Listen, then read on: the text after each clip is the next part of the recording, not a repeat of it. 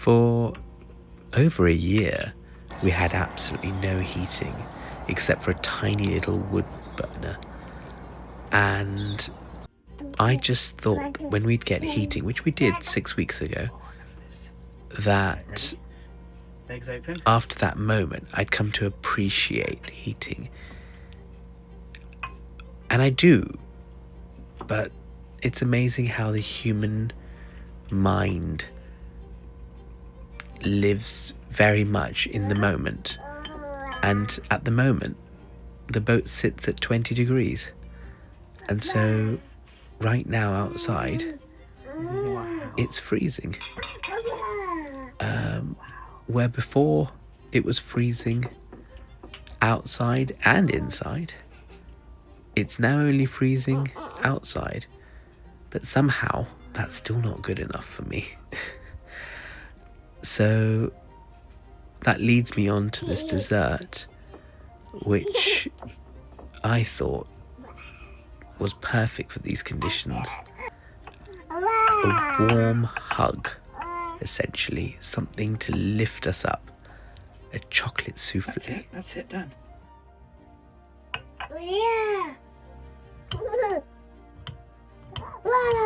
As I'm sure you're aware, the better the ingredient, the better the final product. And this is no different here. The better the chocolate, the better the chocolate soufflé. If you can get your hands on Valrhona chocolate, then you're on to a winner. It's expensive, but if you're just doing 1 or 2 soufflés, I would highly recommend it. The only problem you'll have is trying not to finish it before you use it for your recipe.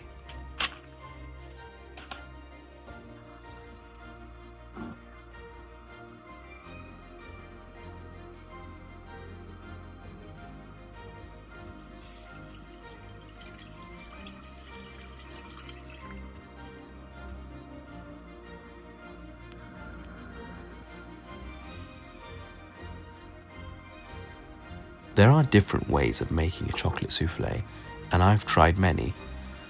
But this way, using a beurre Manié and cooking it down to essentially thicken milk, is probably the most consistent, It's hot foolproof way that I've seen.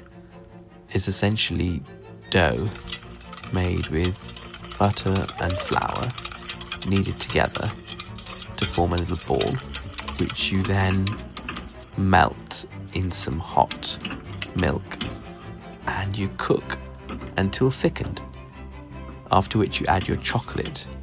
And every soufflé needs a nice thick base.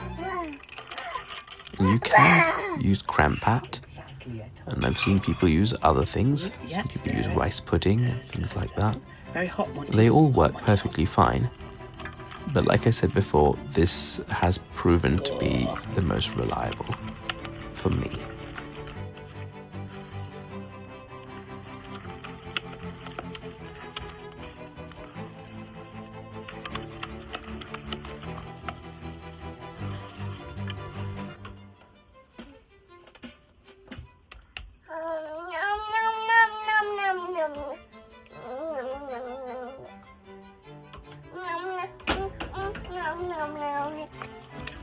You hungry? What are you going to have? Are you going to have an apple or an orange?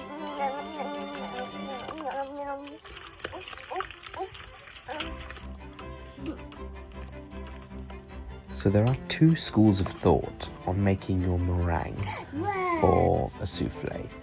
One school of thought is that you whip your egg whites very, very fast and very, very firm, and then you beat the first part in and then slowly fold the rest in until you have a nice aerated mixture. The second school of thought, and the one that I think makes more sense and is more proven, to me anyway, is when you make a slow meringue. on a slow speed, and you gradually add the sugar, and you have a light but strong meringue. Because the faster you whip your meringue, the more you aerate it with larger bubbles that are prone to burst more easily. Now, if you do it slowly, you'll get smaller bubbles, and therefore your meringue, although it will look more loose and softer, will actually be firmer because it will be made up of smaller, tighter bubbles, which are less prone to just burst when folding in. And that's the one I normally go with, and that's what I'm going with today.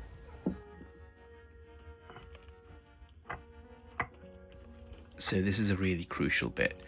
You want to beat a third of your meringue into your mix as fast as you can and as hard as you can to get rid of any lumps. And obviously, as you're adding that cold meringue into the warm chocolate, it will start to set, so you're working against the clock. And once you've done that, you want to add the second third of the meringue and fold that through.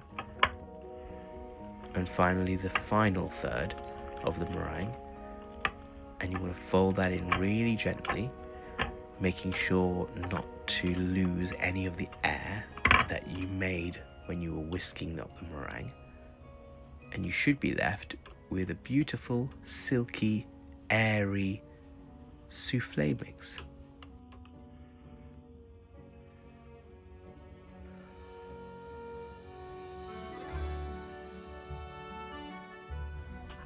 So I've always found the word ramekin to be quite funny.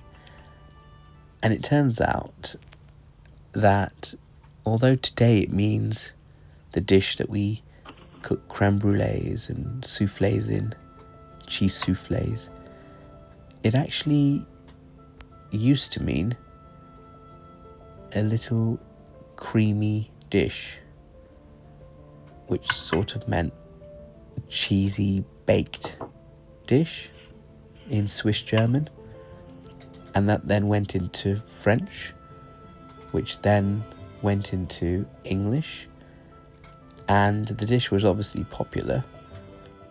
The actual dish it was served in just became popularized with that same name, and so that's what ramekin means.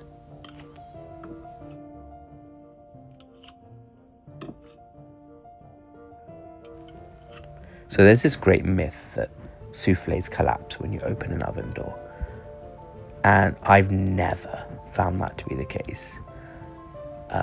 There have been times when I've had 10 soufflés in the oven, all going at different times to different tables, and obviously one will have 9 minutes left, one will have 8 minutes left, two will have 5 minutes left, and so on and so on.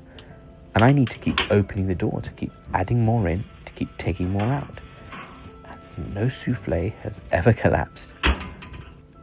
Now, I don't know whether it's because I had a professional oven at work, but I didn't have any problems with this soufflé here, even though I opened the door a couple of times. And I think it's just that, a bit of a myth. Now, I did used to use it to my advantage at work so that other chefs wouldn't use my oven. I just tell them I had a soufflé in it.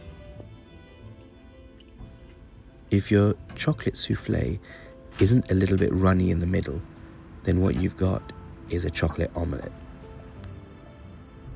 Turns out I was right. That soufflé was delicious, and it was exactly what I needed on a bit of a rainy, gloomy January day.